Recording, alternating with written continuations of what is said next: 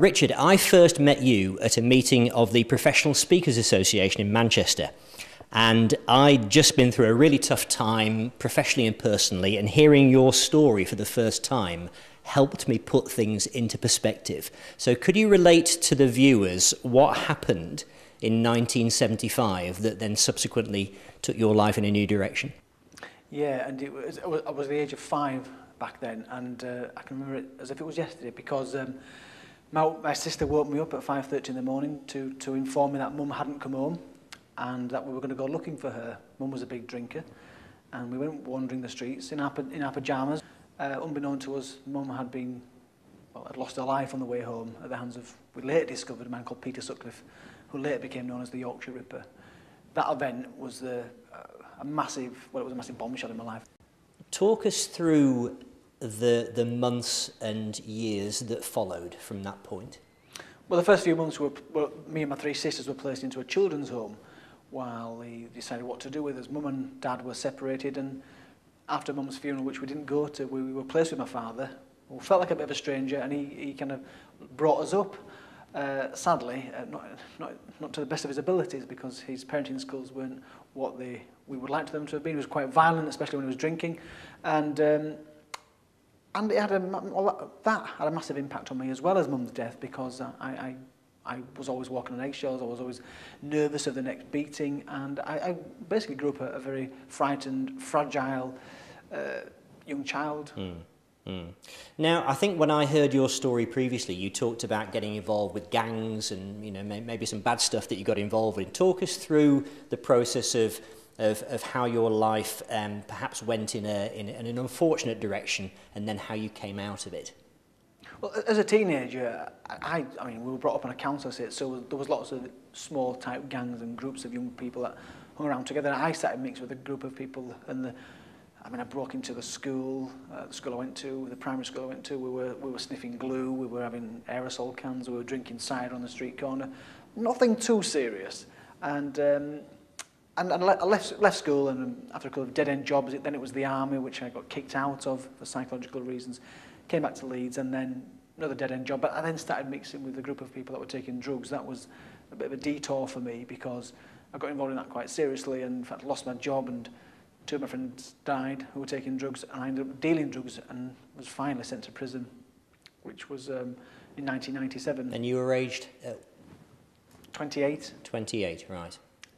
That was a turning point for me, and turned out to be a blessing in disguise, because I came out of prison eventually and decided that enough was enough, and I had to make a life for myself. It wasn't as straightforward as that, because there was a suicide pact with my sister before I finally decided to turn it around. I got myself a job, and in fact most jobs that I've ever done I've tried to stand out and go the extra mile, as they say, and I did stand out in that job, and within a few years I had my own department. Which was what? What was the job? Well, I started in the warehouse, but I was like assistant to the production manager, but then I was in charge of importing all the fabric from the Far East, getting it to Sri Lanka, so like a production manager, and myself, and in fact I got my sister Sonia working with me at one point, because of her problems with drink.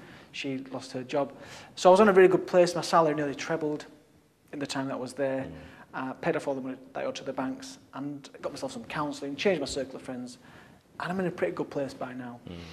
But then my sister stabbed her boyfriend, which was another curveball, shall we say, and she didn't kill him, but when I found out what he'd done to her, which was, I'll spare you the detail, but it was quite brutal, I decided to write a book about my journey. And that's when I guess the next chapter of my life began, and that was in 2003. So you mentioned that you wrote a book, but what led you to decide to do it? Was there a specific influence? Did somebody else suggest it to you? Yeah, well, the reason I decided to write the book was because Sonia stabbed her boyfriend, and I was a bit naive. I thought if I write a book about our journey, maybe Sonia would get a reduced prison sentence. That was never going to happen, but anyway, we'll live and learn. But the reason I thought there was a story there was in the year 2000, a journalist approached me and my sister Sonia and said that she'd like to do a TV drama about our lives. So I guess I knew there might be some interest in our journey. So when Sonia did that, I just thought, I've got to do something drastic here, and I decided to write the book, which wasn't easy, and it was tough to lay it all out for everybody to see, because I kind of lived a lie, really. Sure. But I mean, writing a book is a pretty major commitment. How did you find the process of doing it? Well, initially I wrote down bullet points on a piece of paper, and then I expanded each bullet point on a Word document. It's as simple as that, until I had 50 or 1,000 words. And I joined the Leeds Writers Circle, and they said, you need an agent, a literary agent. I started writing off to agents, and I got one eventually by not giving up. And once we got the agent, we got some interest from publishers, and the rest is history. Well, perhaps the rest isn't history for the viewers. So tell us what happened with the book. Well, what actually the book became a #1 bestseller. It knocked Robbie Williams off the #1 spot, which I was really proud about. It's sort of a 400,000 copies.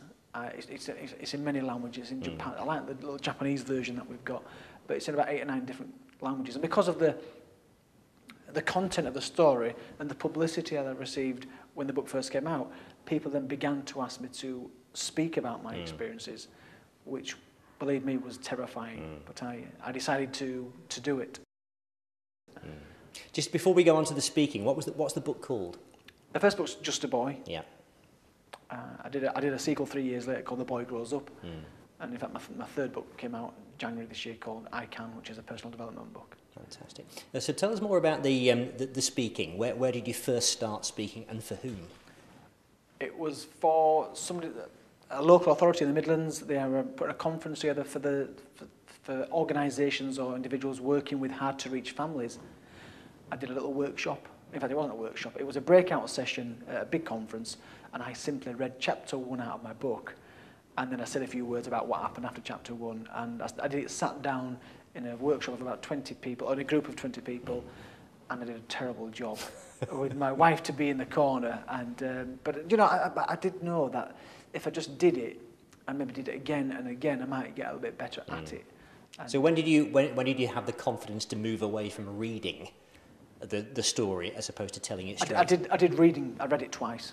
I read it out of the book twice, and then after that, the first one that I did it without reading was at it was Samaritans. I was actually a Samaritan volunteer, and they heard about my book.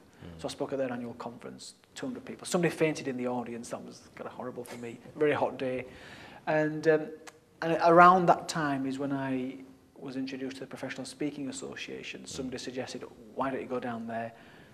I went down, and I felt really out of my depth. But once again, instinctively, I knew that this might be good for me. So how has the PSA helped you develop your speaking skills and helped you to make a career out of it? Well, I think it's been a combination of the Professional Speaking Association and Toastmasters, because they gave me the experience of getting up and getting critiqued on my material. But the PSA has given me the inspiration. Steve McDermott was the first speaker I ever saw at the PSA, and broad Yorkshire accent. He'd won European Speaker of the Year, and he was there at this meeting, and I thought, if he can speak with that broad Yorkshire accent, then so can I. And so I was part of the PSA in the early days, but the turning point was in November 2006, and all the dates is pivotal in my life, because I saw a speaker on the stage at the Professional Speaking Association's annual conference called W. Mitchell, who absolutely blew me away. I won't tell his story, but it blew me away on stage, and I just thought, that's what I need to be doing. I was at university as a mature student at the time. I came away that weekend, and I said to my wife-to-be, I shouldn't be at university. And I left university 3 days later, and my speaking career began. And the question was, how's PSA helped me? Well, the people that I've met, the speakers that I've seen, that have inspired me to develop my own style, and I've picked up ideas elsewhere, and I've seen how people market themselves, and even referrals. It's just a fantastic organisation. And now, we're very interested in at MojoLife TV in the idea of the power of storytelling. But most of the attention that's put onto that subject is the power or the impact on the audience. I'm interested in the impact that it's had on you. Telling your story through your book and through speaking, what's it done for you? What it's done for me, it's made me a much more confident person, because when that book came out, if you saw the TV recordings of me on the sofa this morning, still a very fragile and insecure, nervous young person or young adult, but getting on the stage 1,200 times now, being able to speak to 3,000 people at a time, it's just changed my confidence levels dramatically. So confidence in the sense that you can do it, but also it's liberated me. a combination of the book and the speaking, because it was always something I was ashamed of. And I realised, no, it's not something I should be ashamed of. It's the life that most of the things that happened to me wasn't my doing, and it's actually something I'm quite proud of now. And I'm, you know, strangely, I'm quite glad I went on the journey. I'm glad I've been to prison. I go into prison and inspire people to turn their lives around. You know. Steve Jobs, when he spoke at Stanford at the commencement address he gave, I think in 2005, he spoke about joining the dots in reverse. He said, you can't see where your life's going to go or anticipate it, but if you follow your heart, you follow your passion, you can look back and see how things made sense retrospectively. Have you felt the same way? Yes, most definitely. In fact, we've been speaking about it quite recently, about it's almost like all those things were meant to be. But so if you reflect on your life and you think about those things and the good that's come out of them in years to come, it almost means those tragic events that happen around us, all those, you know, you're losing your business, your big client, actually, everything's okay. It's all meant to be. And as long as you just keep moving forward and that belief that you'll come good in the end, you won't go far wrong. Well, Richard McCann, thank you very much for joining us. Real pleasure, thank you.